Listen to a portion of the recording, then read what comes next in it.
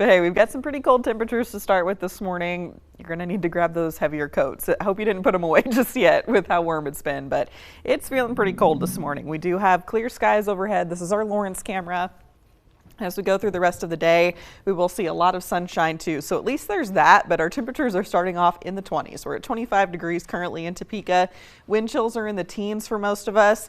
16 degrees for that wind chill here in the capital city with our winds out of the north and west at 8 miles an hour. And with our winds, they're not super strong. They're about 5 to 10, but it is enough to make it feel like we're in the teens pretty much area wide this morning. And as we go through the rest of the day, our winds stay with us. We may see some gusts as high as about 20 or so miles per hour at times this afternoon, but pretty quick shift around with our winds back to the south and west overnight tonight into tomorrow.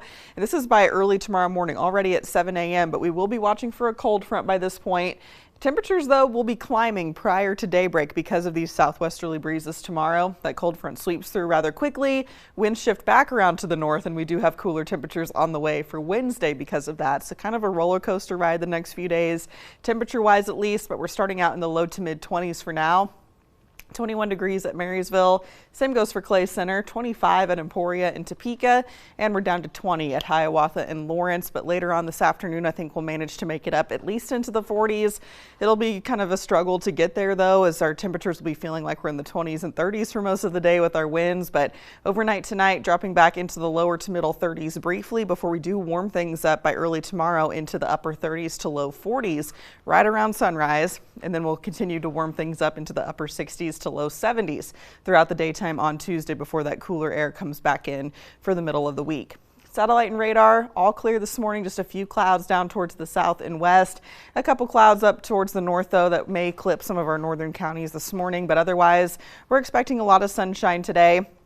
We've got this upper level low across the Great Lakes region, and that's going to allow some cold fronts to kind of rotate around on the backside of that system. However, on the west coast, we've got a high pressure stacked on top of a low pressure, and this is called a Rex block.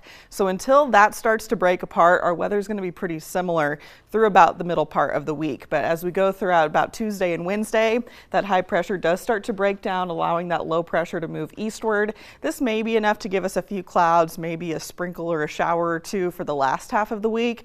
Not a very good rain chance there, but our next best chance for rain comes when this system comes on shore over the weekend, and that's going to allow for a much better chance for rain potentially Saturday and into Sunday. Until then, we'll be relatively dry. Temperatures kind of up and down over the next few days, making it up to 70 or so by Tuesday, dropping back into the lower 60s again for Wednesday. Overnight lows into the middle 30s for the next few days as well, but we will see some extra clouds Thursday and Friday, and then that better chance for rain moves in over the weekend.